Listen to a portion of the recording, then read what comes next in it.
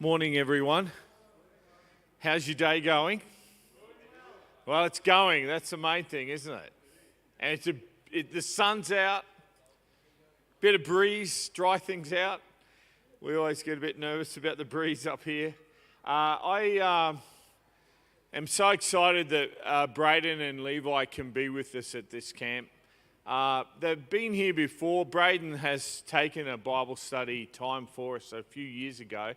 But as they shared yesterday, we as a conference have a strong link with what they're doing in Finland. We just love the missionary zeal that these two young men have and what they're doing over there. I was over there teaching last year and I met with the union president. They don't know what they have there to use. They don't know how to use it. I'm trying to tell him, mate, this is the best thing you'll ever have. And they kind of don't know what to do. So we have 6 Bible workers come from the Arise Finland to work for us. We don't mind. We want Finland to take advantage of this, but we will certainly take advantage of it. And I've known these guys really when they're fresh out of high school. And it's just wonderful to see how God has grown them and how He's using them. And come on down, guys, and I'm going to let them kick off the meeting. They've got some stuff here that we are not going to show on the internet today because it involves different parts of the world that we don't need to mention. But, yeah, I'll hand it to you, guys. Do you want me to pray for you first? That'd be great. Yeah. Father, just want to thank you for these young men and their families, praying for the families back home. And for all the things happening there at Koivikko, just bless them and guide them. And thank you that they can share and inspire us today. Thank you. We ask that you'll just be with us in Jesus' name. Amen. Do you need this? There's one there. Justin didn't let me know that I needed some zinc for the UV rays on these lights. So hopefully I won't get sunburnt. Thank you, Justin, for that. How are you feeling this morning? Great, wonderful. You're alive? Yeah, thankful to God that He's given us another day and it's sunny, it's warm. That's why we came back to Australia, for a bit of warmth, and it's finally come. So it's really nice. We're excited for what we've got to share with you this morning. We were just talking through it beforehand and really, really pumped to share with you some of the things that the Spirit has been doing in our local community back in Finland. And we think that you're going to be encouraged, excited, motivated to be involved in mission because He uses standard people, God uses standard people to do unstandard things, just incredible things. So, yeah. Now, Levi, it's your... it's my time to shine. It's your time to shine. I get to be a proud dad. Braeden shared a family photo yesterday. I'm going to share my family with you. So this is my little family. My wife, Vera, and my little girl, Matilda. We had to take some of the Australianness over to Finland with us, and so our little girl is Matilda. We're expecting our second little girl in May. So this Sunday, I'm heading straight back to Finland as soon as this camp is done because my wife has been looking after our little girl while she's been heavily pregnant. So that's my little family. And I just couldn't help myself but add another picture in. I said that he could have 2 today. Yeah. So here's another picture just for fun. She's a sweet little girl. She's just so full of life. It's very hard to get her to sit still, but she smiles all the time. She's just a very happy baby, and she's a great sleeper.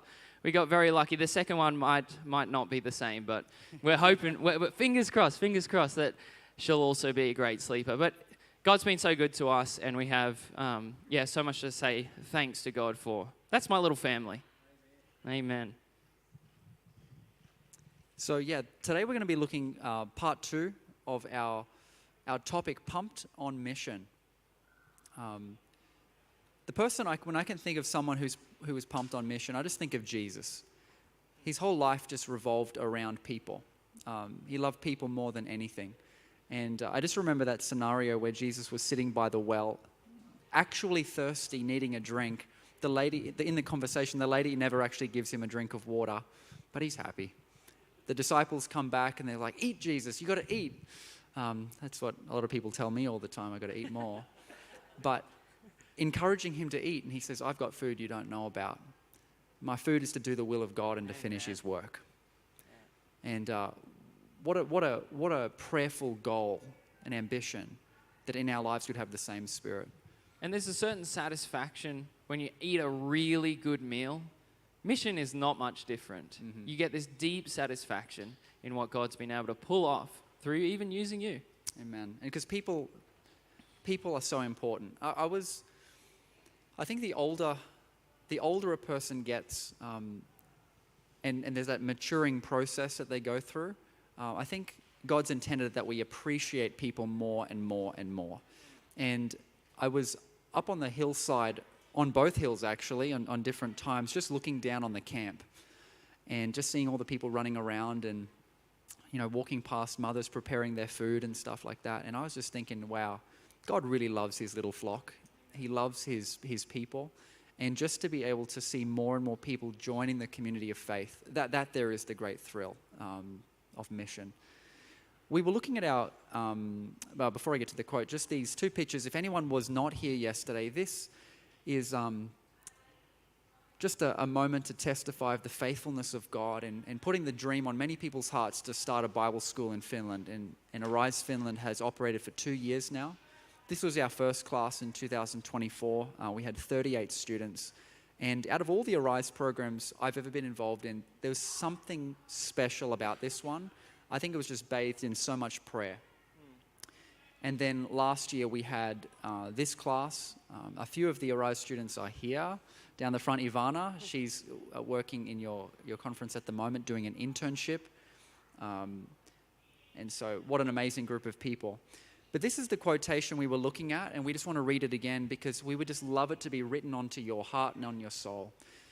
Ellen White says this: "The great outpouring of the Spirit of God, which lightens the whole earth with his glory, will not come until we have an enlightened people that know by experience what it means to be laborers together with God.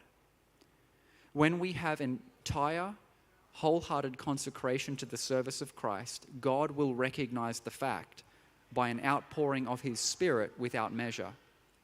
But this will not be while the largest portion of the church are not laborers together with God. God cannot pour out his Spirit when selfishness and self-indulgence are so manifest, when a spirit prevails that if put into words would express the answer of Cain, 'Am I my brother's keeper?'" This is so powerful, friends, and I myself don't even realize the full import of this and just its potential. But essentially what God is inviting us to is to lock onto this idea that God is wanting to pour out his Spirit mightily, but there's a condition, and that is that the majority of his people must be involved in mission, pouring their lives into mission in multiple forms to bring people to Jesus. And he will energize us, he will empower us, and he will pour out his Spirit. And I know that there's some of you who've been praying that for decades, pleading for the Spirit of God to be poured out. One of the things I'd like you to pray for in addition to that is that God would activate people in mission, because that's the prerequisite condition.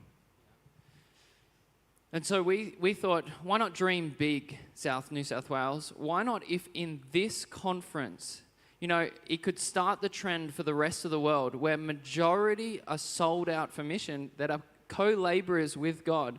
What if this conference was the first conference where majority of the people in church are involved in mission, and they could start this domino effect worldwide with God's Spirit being poured out? What an awesome goal that would be, is to have a conference that is in the majority serving God, right, laboring for other people, wanting to see souls coming to Christ. It would be, I think it's an achievable goal when we have God by our side, and a good goal to aim for. And when the latter rain is poured out, it has to start somewhere, and why not here, hey?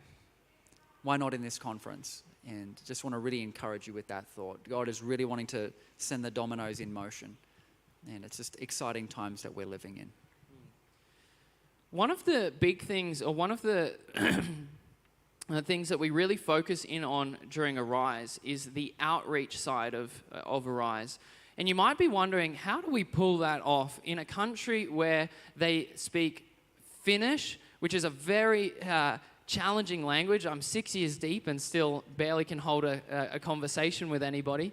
How do we actually tell people about Jesus in a country that speaks a different language than the program is running in? Because obviously our program runs in English. We teach our students in English, and then we have this outreach component that reaches out into the community. And I just want to tell you how faithful God has been in not only helping us get over some obstacles, but making it really, really successful. And especially this past year, we get our students to go door knocking, which is, always an exciting thing for our students, full of nerves, and if there's one thing you're nervous about when joining Arise, I remember when I did the Arise program, it's the door knocking. It's like, how is that going to go? But then add into the equation the language barrier. We teach our students some short little Finnish phrases, and we tell them to go to the doors, and they do like a survey, a spirituality survey. And one of the first things they ask, of course, is if they speak English, but they ask it in Finnish. They're able to ask it in Finnish if they speak English. And if they speak English, they then continue in English. But otherwise, they will, if they don't speak English, then they will offer them a gift, which is a bit of literature, and our students are taught how to actually say this in Finnish, and they offer some literature. We were handing out chapters of Steps to Christ this past year, and our goal is really to look for seekers, people who are wanting to know more about God, that are having questions. And in our world right now, I don't know if you realize, but we're not the only people that are asking questions. We're not the only ones that are wondering what is going on in this world. And so we're really looking for those people that are looking for answers, and we're looking for Bible studies. In this past year, we had such an influx of people that are wanting to study the Bible that we ended the program with about, in kind of the mid-20s, the amount of people that were in active Bible studies by the end of the program. Our program is only 13 weeks long, and there's only 8 weeks of outreach. And they only go out 2 times a week. And so in, 16 times going out, we had, 23, 24, 25 people in Bible studies. The local community, the local church that helps assist and run Arise and supports Arise is a small church. It's like 40 to 50 members that meet there on Sabbath. And it causes quite a problem for us when Arise leaves, because we have like 25 Bible studies that we need to continue on. And what it's done to our local church is it's created an opportunity for people, and not only an opportunity, a need and a must for people to step up and give Bible studies. And we want to just share a story with you about Braeden's mother-in-law, actually, who decided to take the call and do some of these Bible studies. Yeah. My mother-in-law, she's such a sweet, wonderful lady. You know, I hear people tell stories about their in-laws, and I say, well, I've got a story to tell you. I work with my mother-in-law every day, and I love it. She's fantastic.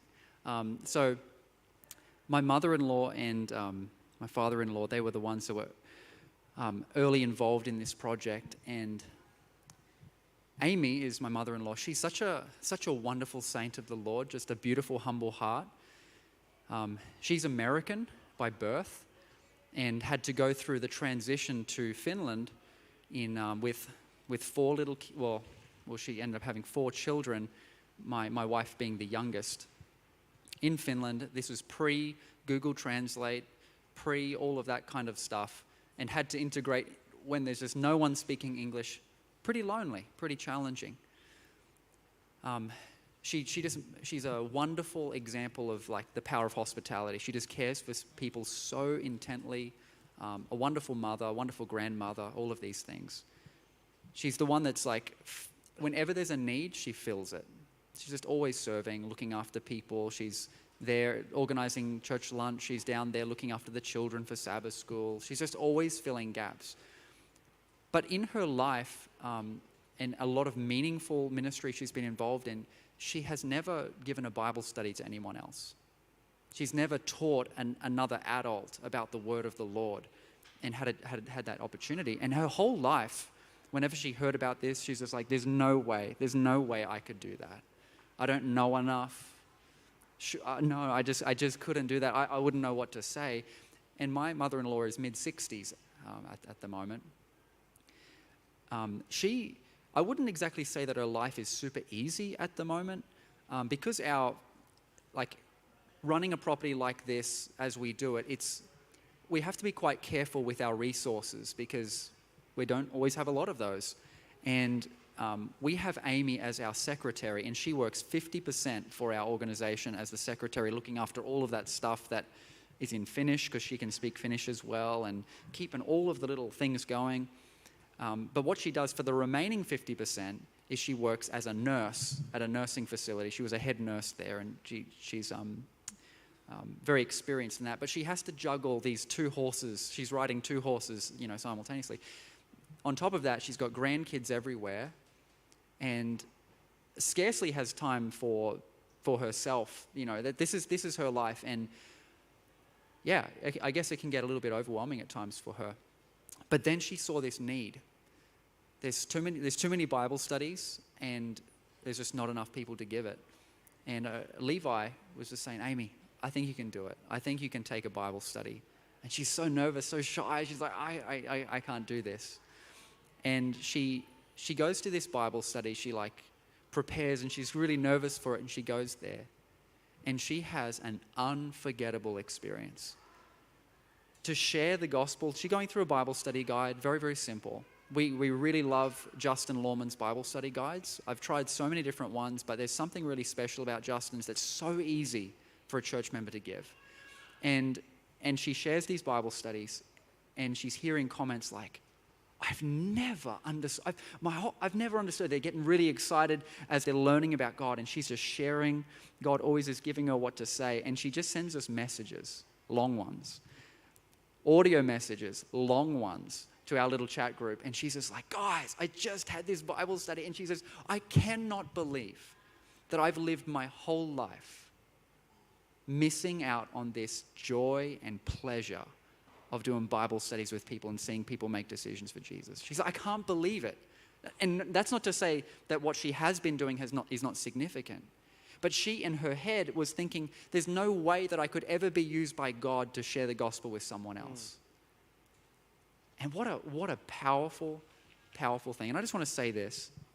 I don't know if it's if I get this little clicker out. I don't know if it's on the next slide. We'll see. Let's actually just shoot. Here it is. Whoa, no, back. There we go. My challenge to each of you is this. Don't wait till you're carefree to care for God's work. Don't wait till you're carefree to care for God's work, because you might be thinking, oh, once I get retirement, that'll be the time when it's carefree. Does anyone in the room testify that that's not the case?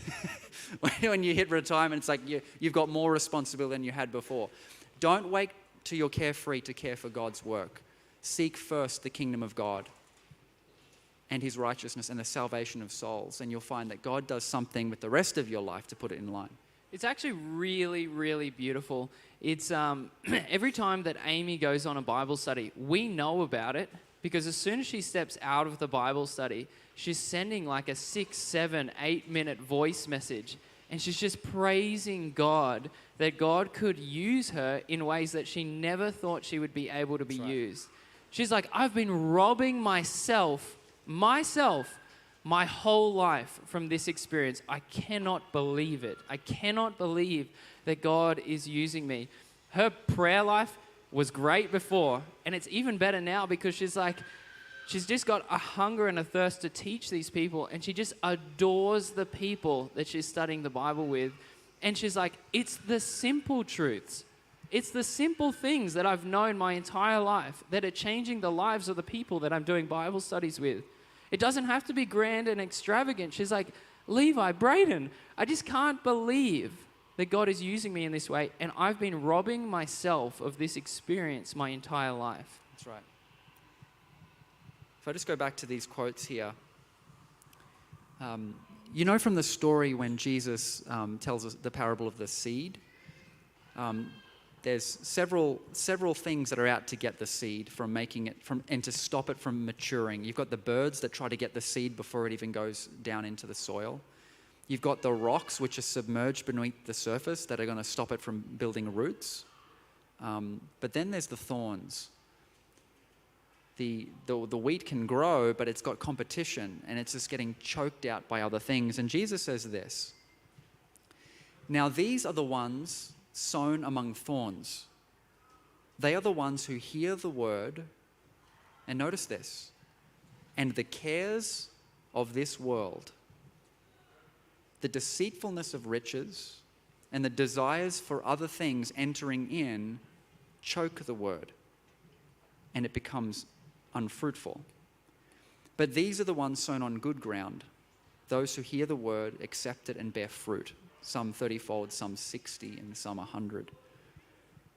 I go back to this one here. It talks the very first thing when Jesus is trying to help us to understand the things that are going to be competing with the truth in our lives and the gospel. He says, cares of this world. Now, are they bad things? Are the cares of this life bad things? No. Most of the things you have to care for are genuinely worthy of your attention. But the devil has a way of just flooding our lives with important, stressful things when we say, I've just got to sort this out, and then maybe I'll be able to give time to God's work. Maybe then I will be able to share with others. But the problem is he's just such a cunning foe. He'll just stack us infinitely with all of these different cares, and we will just come to the end of our lives and we will never have known the maturing process by which we learn to lead other people to Jesus. We might be incredibly good at many other things. And I understand, of course, that there are some people that have been called to do it full-time, right? As a full-time calling. But everyone is called to do their part to bring someone to Jesus. I think about the 4 men who brought their paralyzed friend and pushed him through the roof, right, to get to Jesus. It says when Jesus saw their faith, not necessarily the man's faith, when he saw their faith, people were bringing this man to Jesus. And I just want to encourage you, as you look at this verse, the cares of this world, the deceitfulness of riches, that can just simply be this idea with the deceitfulness of riches that once I obtain this, once I can get this, once I can sort this out, then. And there's always another thing. There's always another thing. And Amy is such a living example for me. And she's telling me and Levi, hey, you guys should be encouraging other people to experience what I'm experiencing. I said, Amy, you're the best person to tell them. You're the best person to tell them. You're in your mid-60s. You've got so many things on your plate. Your mouth is the one to tell other people and encourage them to get involved with mission. It's much better than mine. It's much better than mine. Absolutely. Jesus often taught in threes. We have the time where he taught the parable of the lost coin, the lost son, and I'm now forgetting the other one. The lost sheep, that's right. And we want to tell 3 stories. That's one, the story of Amy. And we want you to remember that the cares of this world, they're just going to continue on. And it's time to start caring for God's work as well. You can do more than you think with God's help. Another story comes to us actually just after the first Arise program. You know, it's quite an interruption to church to have 40 or upwards of 40 young people come for 13 weeks and intrude your church. And you could imagine what that is like for a church family that is 40 to 50 members. We require that our church get on board with this and provide lunch every Sabbath for these young people that were coming to our program. So we have, an aging church group providing church for double the amount of people than they typically would. And they were very faithful, but it interrupted or it shocked a few of them, no doubt. Because church was no longer that quiet place, that peaceful place, that place where you walk in and you can hear the organ playing and you can just, sit down in your seat, and Finns are very reserved, so they don't really talk to anybody. Instead, we had some Americans there, and we had some Australians there, and we had young people in our church. And we were praising God, but young people make noise, and young people like to chat, and young people like to laugh. And it was actually quite a process that our church had to go through. But then, after the 13 weeks, all the students head off back to their different places. We do have a couple that stay behind, and they do what we call a Rise for Life, and they get to continue to minister with us to the local community and help us at our lifestyle center here. But it was very fascinating. One of the grandmothers in our church got an opportunity to bring her granddaughter to church. And her granddaughter was not raised in the church. Her granddaughter was, didn't know anything really about God. And she wanted to come to church because she's like, I've got an English exam that I need to prepare for. And I hear there's English people here at this church. They have an English Bible study. And the preacher of the day was Braeden, preaching in English. And she's like, I need to study for my exam. So, Grandma, can I come to church with you? And of course, she wanted her to come along. And it was amazing. Our young people that stayed back after Arise just wrapped their arms around this girl. Just made friends with her, got connected with her. And the following week, we invited her to come play some board games with us. I remember driving to her house and picking her up. I hadn't actually met this girl yet. And I pick her up, and she's in the car, and we're heading to go back to Koivikko to play some board games with some other young people. And I remember just like observing the situation. I'm like, this is really crazy. She doesn't know anybody here, and yet she's okay with coming and playing board games with us. And we play board games. She goes home. I ask her about a couple months later, like, what was that experience like? Because as I dropped her off, I wonder if I'll ever see her again. I wonder if I'll ever see her again. She just kept coming. And I asked her, like, what was that first experience like? She was reflecting on it, and she was telling me, Levi, the friends that I have in school, I belong if I fit in. I belong if I do certain things. I belong if I go down this certain path. When I came to Koivikko, when I came to church, I belonged because people saw me for who I was. And they welcomed me in with open arms. And for some reason, people actually saw me and actually cared and took that step to welcome me into the community. And she said, I went home that night and I was in my room all alone. And I couldn't stop smiling. Mm-hmm. I just couldn't stop smiling. Isn't that beautiful for somebody to come to church, to come to a gathering of young people from church and play some board games and come back to your bedroom where everything's quiet, there's nobody there, and she's just smiling, she's just radiating, and she just kept coming back and coming back and coming back and coming back. She's a local attendee of our church at the moment. And she is lapping up our Sabbath school Bible studies. We've decided to, at the moment, just dispense of the quarterly because we've got so many people who don't know enough to even engage in the quarterly that we've begun doing beginner lessons with our English cohort. And so she's just lapping up the stories and learning about God. And it's quite amazing what it has done to our church to see this little small church, to see the impact of Arise, but not only the impact of Arise, the impact of what Arise is doing in the local community. This grandmother, who was quite wary of Arise and the influence of Arise at our local church because it was the one place that she could come and just be at peace in her seat. But now these young people are kind of, chatting and laughing in church. She now comes up to both of us and she gives us a big hug and she tells us constantly, Thank you for what you're doing in my granddaughter. Yeah.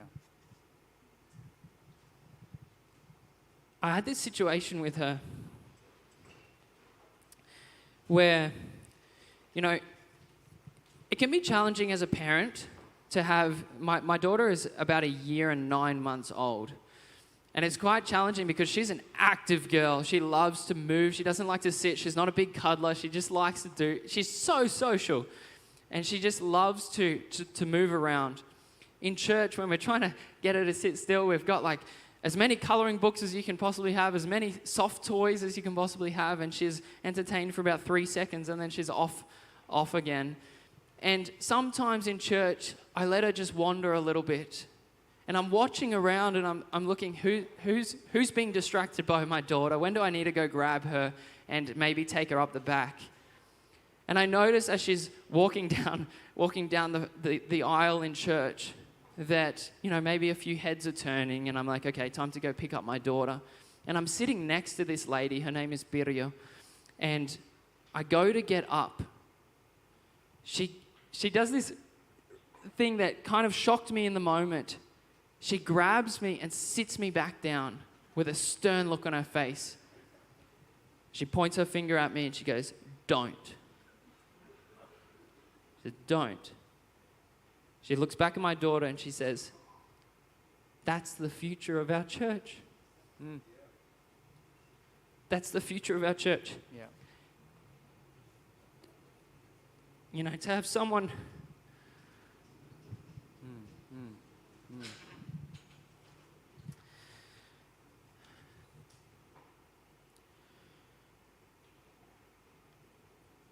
She was worried when young people were coming to her church that it ruined her peace.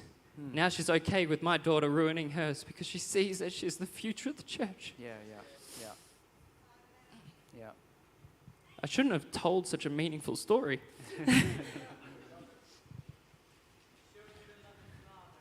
Yeah. She leans over to me and she whispers in my ear. She says, "Let her be, she's not bothering me." Yeah. And it's just beautiful what it does to a church that can major in the minors, but when you start to see what mission does to a local church, you realize that it removes the focus on the minors and it takes it and puts it on the majors. Yeah, that's right. She's concerned with our church and the young people in our church because she's involved in mission. That's right. Because our church is reaching people. You know, the antidote to arguing over what color the carpet should be in church is mission.